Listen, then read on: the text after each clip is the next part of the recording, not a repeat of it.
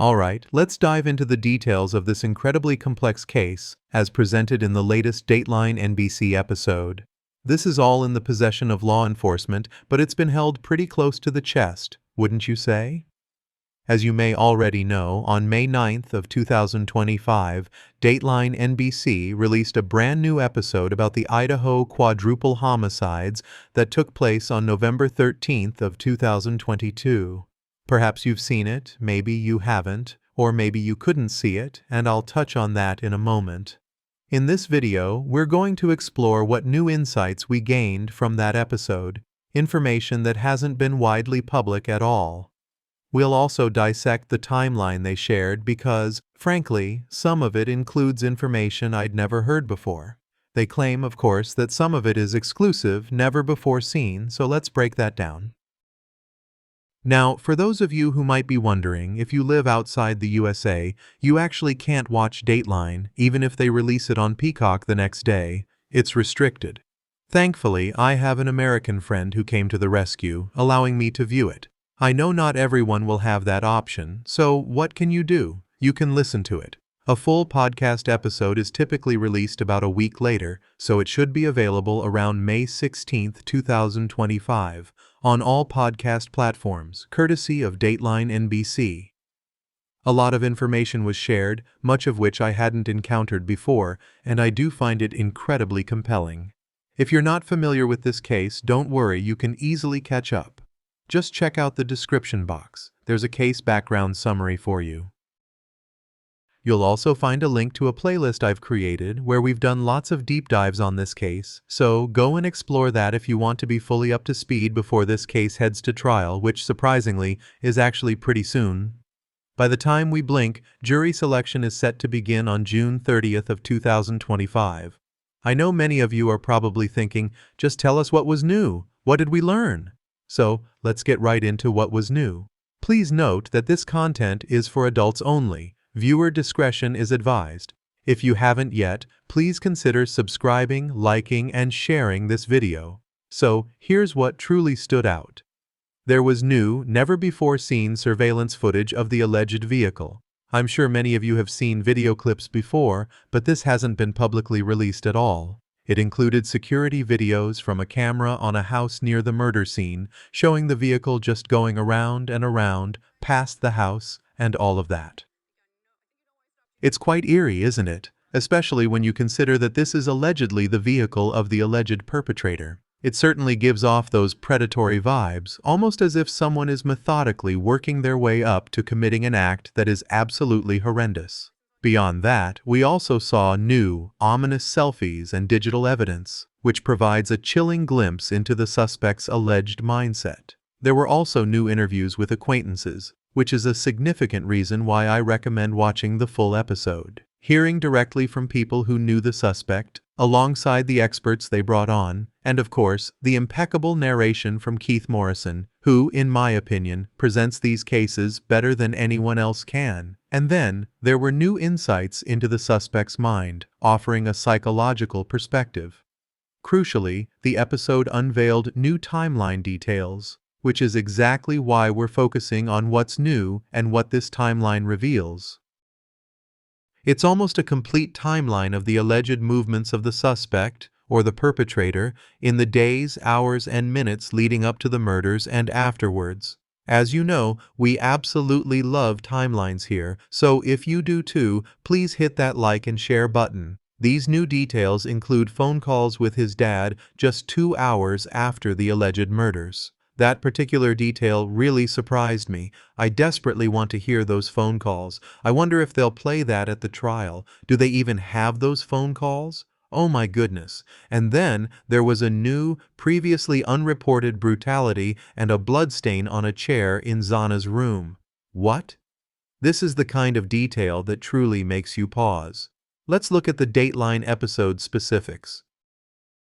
This latest one, aired May 9, 2025, is titled The Terrible Night on King Road. Now, the first episode they did on this case was actually called Killings in a College Town, which aired on January 13, 2023. That was Season 31, Episode 14, for those of you looking for it. That episode covered the initial investigation, including remarks from friends, family, and former acquaintances of the suspect, focusing on the early evidence and timeline.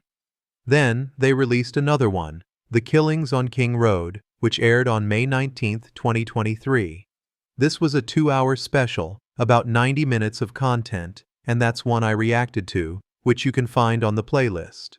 This particular episode provided updates on the investigation, new information, and insights from an FBI profiler, a psychologist, and others, discussing the type of person who might commit such a crime. And now, the newest one, The Terrible Night on King Road, aired on May 9, 2025. You know, a lot of this material is what the prosecution will likely rely on. I think, though we can't say we have it all, we certainly have a significant amount of information that can help us understand. This was a 2-hour special. I initially thought it was about 90 minutes, but perhaps it was a 2-hour special with more ads, featuring exclusive new details, never-before-seen surveillance video, cell phone records, and interviews with former students and acquaintances. So here's a glimpse of the thumbnail for it, in case you're looking for it wherever you might find it. If you live in America, lucky you. Let's quickly acknowledge the Idaho murder victims.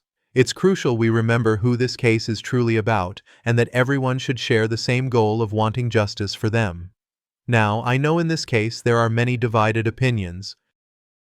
All opinions are welcome here. Please, just don't fight with each other. Some people believe they've apprehended the wrong individual, others think more people are involved, while some are convinced he is indeed the right suspect.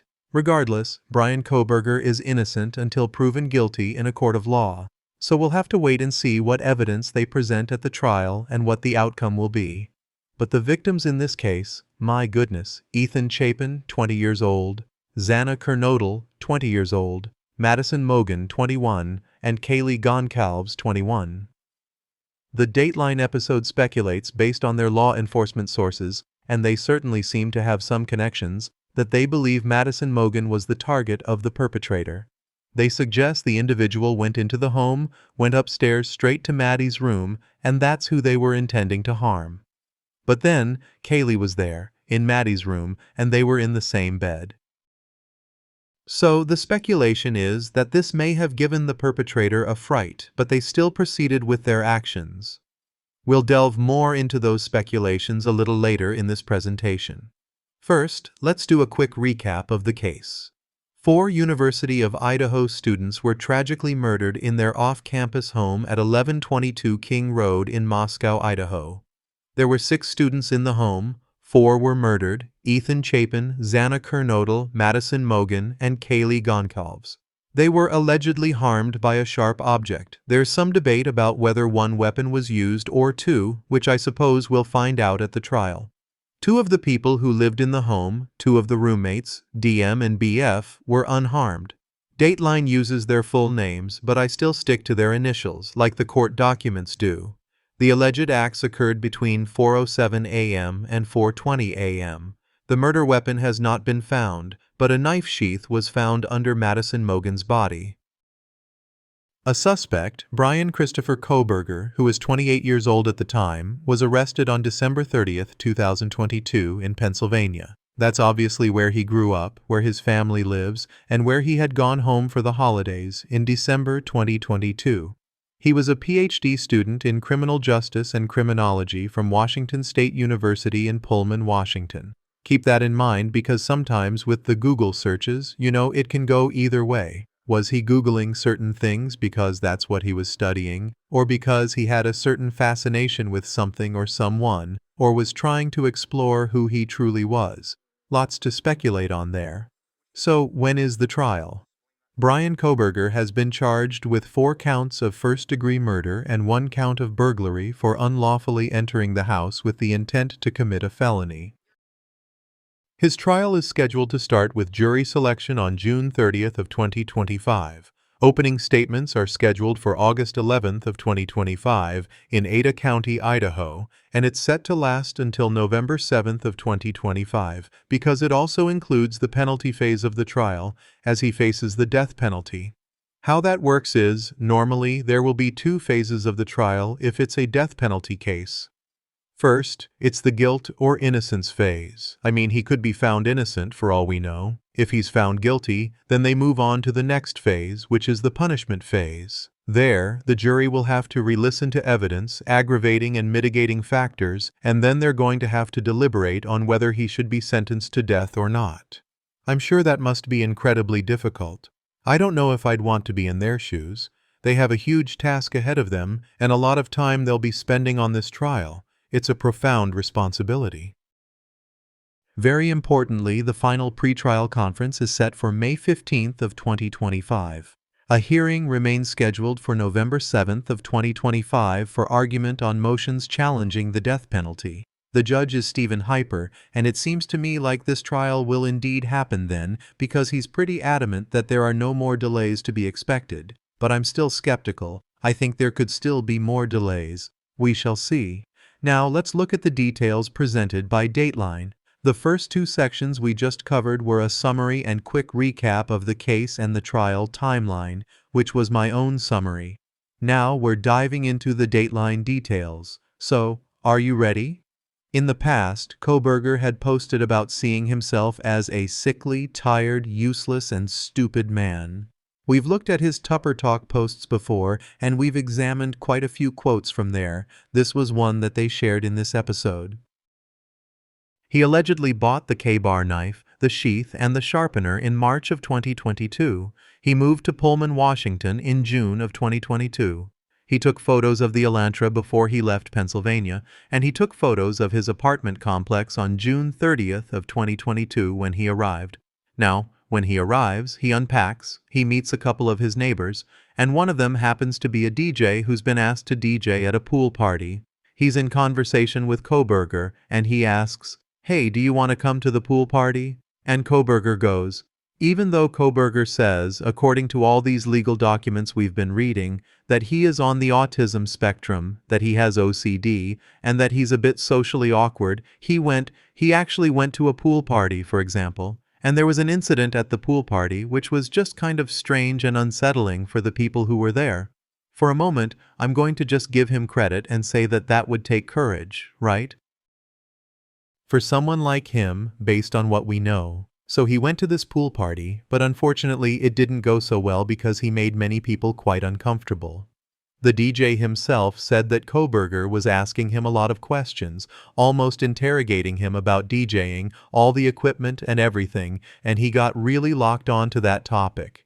Eventually, the DJ felt he had to leave, stating, "I actually have to DJ now." So the DJ felt a little bit like Kohberger wasn't really reading the room, not understanding boundaries. And then Kohberger also made a couple of women at the pool party feel uncomfortable. So if you want to learn more about that, definitely check out the full episode. Now, interestingly, they said the first ping near the 1122 King Road residence where the alleged murders occurred happened that night after the party. So that's interesting because I don't think anyone from the house was actually at the party. I'm not sure if he was just driving around the area because, of course, there are lots of arguments about whether he was really within a 100-meter radius of the home or just driving in the general area. We'll have to wait for the trial, but the thing is, it's interesting that he goes to the pool party and sees all these women in bikinis, which is something he frequently researched. Again, I have to ask, for a 28-year-old straight man, is it really that strange for him to be looking at women in bikinis online? I don't know. But anyway, he was apparently screenshotting things, and he had been looking at pictures of people who were connected to the victims, like friends of the victims. So he was looking at pictures of WSU and University of Idaho students, girls posting themselves all over Instagram. I'm not trying to make excuses for him, but isn't that what many college guys are doing? Moving on, they said that he went close to the home that night, which is certainly interesting. Then later, not that same night, I don't know the exact timeline of this, but he ran into the DJ on a hike. The DJ and his friends were coming down a hill, leaving the area after a day of hiking, and heading home because it was getting dark. But then Kohberger crosses paths with them, but he's just starting his hike at night. So they all found that quite strange. They also said that he recognized everyone and spoke to them like they were close friends, and they didn't recognize him at first. which again just for a moment makes me feel a touch of sadness for him because he's enthusiastic. Oh, hey, trying to mingle with people and they're just like, who are you?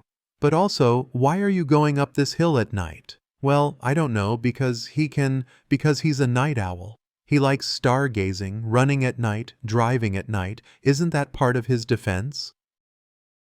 That was a rhetorical question. So yeah, he liked the nighttime. He definitely was a night owl, I would assume. Obviously, it's cooler temperatures, there are fewer people, who knows?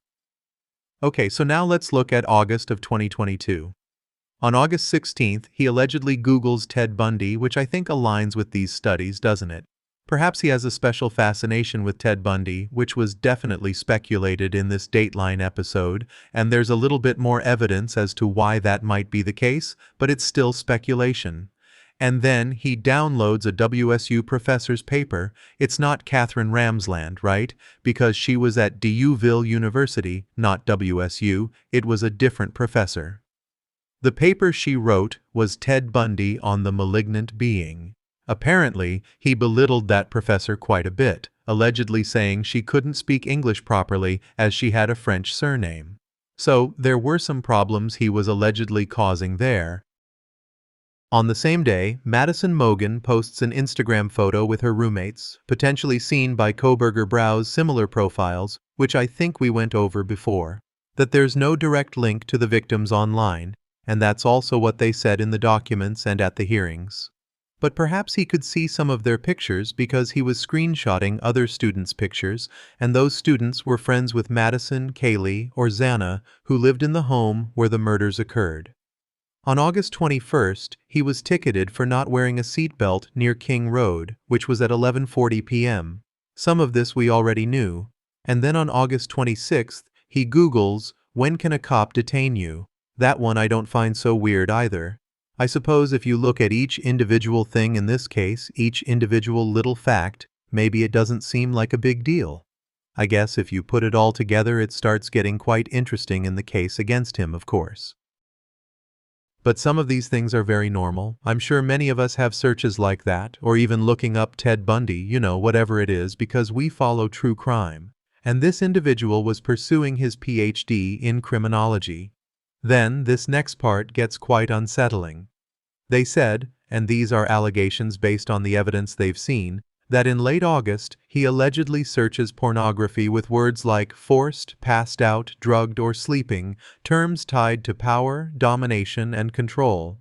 It could be if he was really looking that up for his own pleasure. However, if he's the suspect in these alleged crimes, that obviously doesn't match that fantasy, right?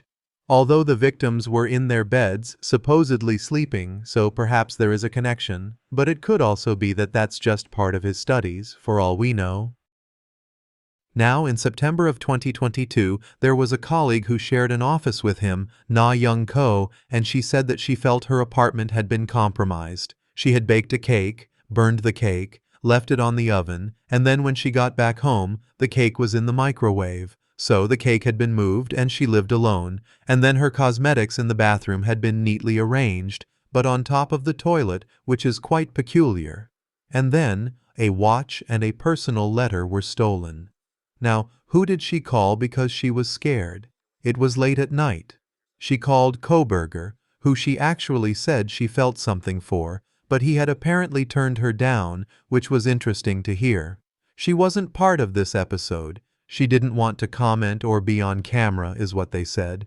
But they showed a picture of her. I can't imagine what she's thinking now in hindsight, sharing an office with him. And then the thing is, she called Kohberger, and he thinks she needs a security system. We've heard about this before, but now we actually have a little bit more context. He helped her install a security system so that she could even see into her apartment from her phone. But she later wondered to herself, wait a minute, like he knew about that personal letter, so maybe it was him? And did he install that security system on his phone? Can he watch my apartment from his phone? We don't know the answers to that. We literally don't know if it was him at all, if he broke in, if he stole the things or not, or if he was genuinely just being helpful. We don't know, but it was quite interesting to hear about that as well. Now, in late September, Kohberger was reportedly struggling at WSU as a teaching assistant.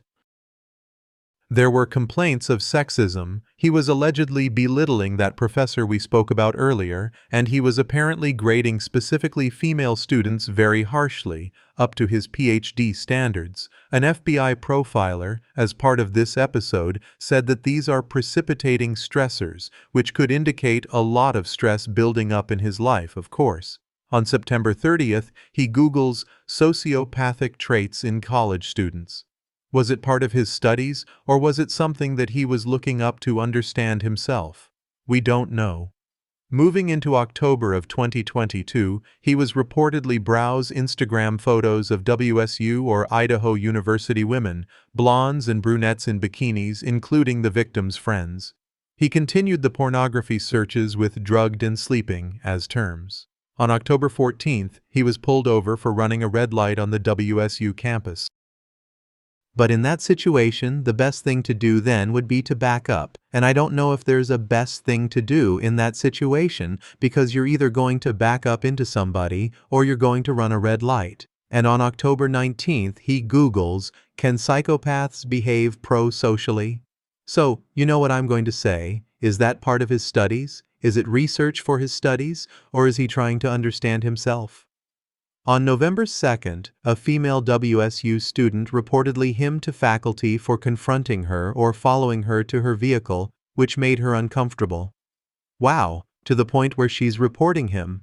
I wonder what that was really all about.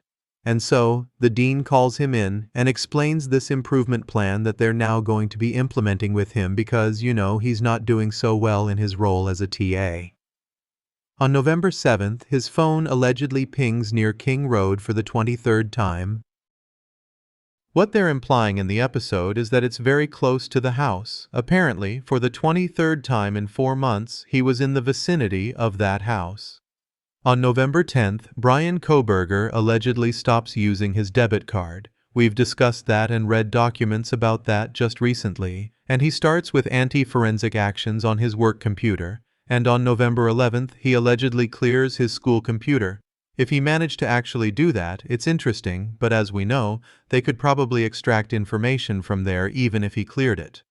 Now let's talk about November 13th of 2022. That's obviously the night of the alleged murders. On the right-hand side, there's a screenshot of their 3D animation, which was actually really well done. If you watch the episode, you'll see what I mean. And then, on the bottom right, there's a screenshot of the surveillance footage of the vehicle. So, this is a more detailed timeline they presented. They said at 2:54 a.m., Bryan Kohberger's, BK's, phone is turned off. Not like it loses signal or whatever. It's turned off, is what they said. From 3:26 to 4:07 a.m., surveillance video shows a vehicle circling King Road 6 times and eventually parking nearby. It's speculated that the perpetrator enters via the sliding door and goes upstairs. That's where they say they believe that Madison Mogen was the target. They then speculate that if the perpetrator went upstairs and the plan was to attack Madison Mogen because Kaylee wasn't actually going to be there that weekend, she was just visiting to show off her new Range Rover, then if the perpetrator enters the room and sees, "Whoa, okay, there are 2 females here," they must have had a moment of pause but still proceeded with the alleged acts. Kaylee's dad has recently shared that she was struck in the face, that the perpetrator hit her so hard that they broke her nose, and that these blows to the face could have already been enough to fatally injure her. That sounded very, very intense. And so, they say that there must have been quite a struggle, although documents suggest that Madison Mogen was likely too intoxicated to fight back anyway. So then, they speculate in this episode that maybe Xana, who was in the kitchen on TikTok, that's what they said because she had just received the DoorDash order, heard something going on upstairs and went upstairs to see what was happening, and that then a chase ensued, and maybe that's why the perpetrator left the sheath behind. It's all very interesting. I mean, I think it's quite plausible, but there are also so many other scenarios to consider, but that's an interesting theory. And then they're saying Xana was pursued, though we didn't hear DM, one of the surviving roommates, describing anything like that, like hearing chasing or screaming or anything. But was Xana chased? And then apparently there was a significant struggle. They said it was one hell of a struggle, that happened with Xana, and she was found in a large pool of blood. Now, I know people will say, well then why didn't the surviving roommates call 911? Didn't they see the large pool of blood? It depends, because they just say that they only saw her legs. So, I don't know. But here's the thing, they said that Ethan was in bed, and they think that he was sleeping or incapacitated or whatever, and the perpetrator attacked one of his main arteries and then went this extra brutal step of carving his lower legs, which they say was done in special anger. And then they shared that there was an imprint of blood left on a chair in the room, suggesting that the perpetrator sat down for a second, which the experts said could be because they were so tired, of course, after allegedly attacking 4 people. This could potentially be why they didn't then further attack DM and BF. Anyway, let me know what you think about all that. So, at 4:17 a.m., a neighbor's camera captures a whimper, a thud, and a barking dog. Dateline actually has the video and the audio, so it's from the same angle as that surveillance, and they actually played some of that audio. At 4:20 a.m., the vehicle departs at high speed. They said so fast that he almost hit someone, but I don't know if someone was actually there or not. I didn't see someone there, but so fast that he almost hit someone. And then from 4:48 a.m. to 5:39 a.m., the phone reactivates and pings south of Moscow, then Johnson and Pullman. As we know, we've done lots of map analysis on that, so if you didn't see those episodes, go check them out. Now here's the thing, on November 13th at 6:17 a.m., he allegedly calls his dad. They say the phone is registered to his dad, but it is a family account, so there's a little bit of room that I think the defense will obviously work with if they bring that up, which I'm sure they will, that it could have been anyone else that he called in the house. But Dateline alleges he called his dad for 36 minutes. That's like 2 hours after the alleged murders, calling his dad that early for 36 minutes. He made 3 calls to his dad or family that morning. The longest lasted 54 minutes. Now, my thought that I had when I heard that was, well, firstly, obviously, what were they talking about?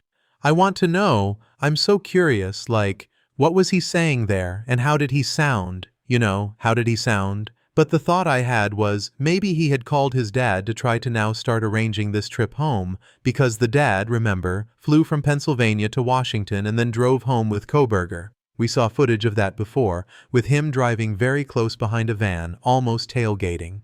Okay, so Kohberger's phone was briefly back in Moscow at 9:12 a.m. for 9 minutes. So I wonder again, I'm speculating, if he went back.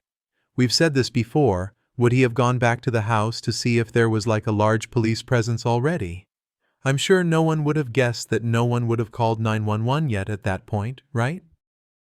So maybe he was expecting to see like a big commotion around the house, or did he go back to see if maybe he could retrieve the knife sheath? I don't think so. That would be very risky. But why do you think, if he went back to the house? Then he took the selfie we've gone over before, in a bathroom mirror at 10:31 a.m. And remember the quote we went over before from the Tupper Talk website, right? Dr. Gary Brucato was saying that this picture to him is like, wow, now he doesn't see himself as this like sickly man, now it's like thumbs up in the bathroom mirror with a shower behind him, of course, like proud of himself, but obviously we don't know. But yeah, that selfie was taken, and then more selfies were taken, which we'll go over. Look at this. November 15th, just 2 days later, he Googles, whoa, University of Idaho murders. He searches for a K-bar sheath on Amazon. Yeah, that's quite a coincidence, isn't it? That's very interesting. On November 18th, he views Ted Bundy's The Perfect Killing Machine. There's obviously more that he was watching. I have no idea if he was watching certain true crime channels, but I really hope not. But he was watching Unsolved No More, Detective Ken Mains, right? And he's got an entire playlist of Ted Bundy episodes. So this is the episode that they showed in the Dateline video that they say Kohberger was watching, this one in particular, which, of all the alleged serial killers that they have studied, was deemed the most intelligent, methodical, and prepared.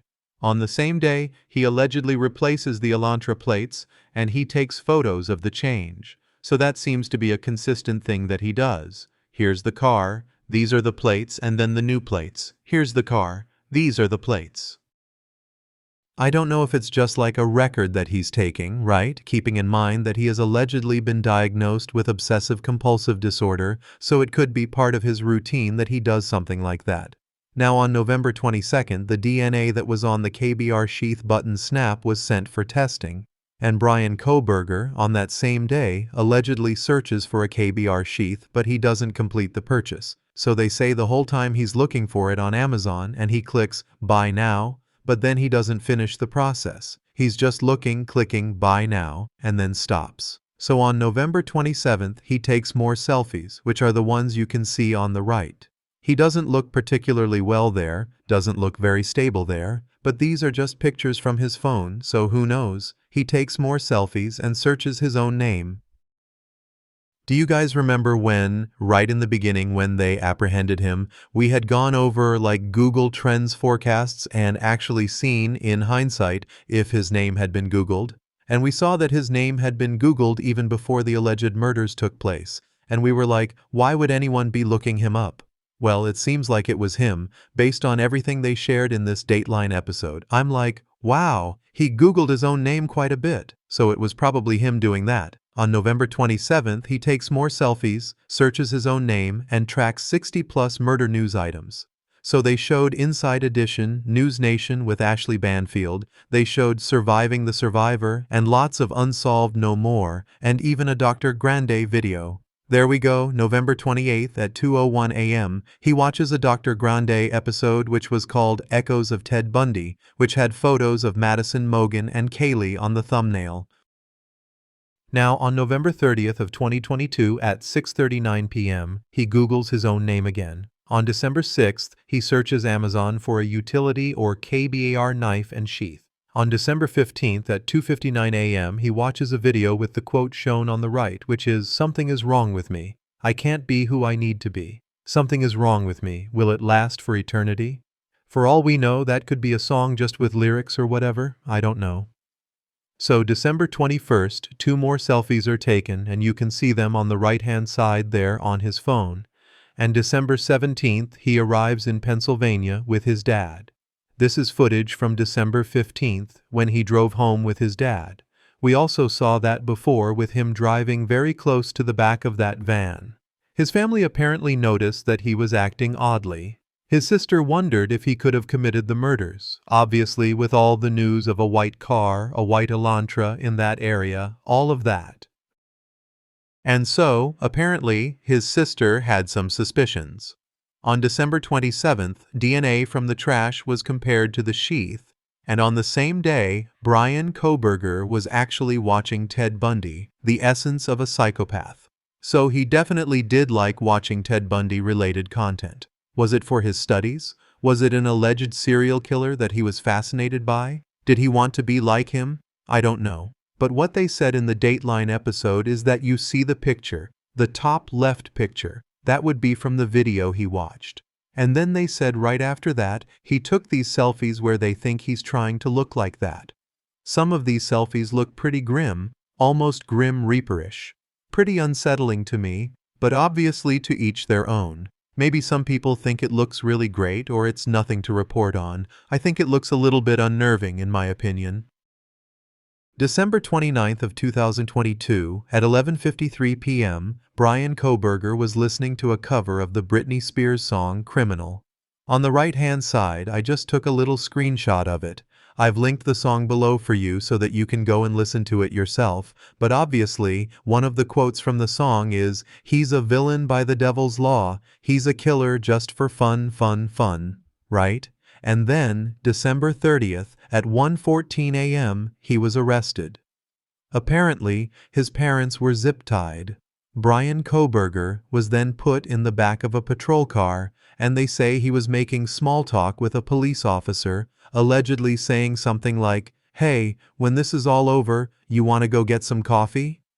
I just can't quite imagine that, but I mean, maybe the police officer said that's what he said, which is certainly interesting. There's been a lot of quotes about what he said like, "I'm eager to be exonerated," or "Did they arrest anyone else?" But none of that is actually proven. That's all from media reports. So we'll just have to wait, and I can't wait for the trial. I want to watch this trial with you, even though it's going to be quite a challenge with my time zone. So, if you'd like to watch it with me, obviously, if there are going to be cameras in the courtroom, which I'm sure there will be, I hope so, then I guess we could just write off the rest of the year from when it actually kicks off, because it's going to be a long trial. That's it for now. Thank you so much for watching, and I will most certainly see you very soon. In the meantime, stay safe.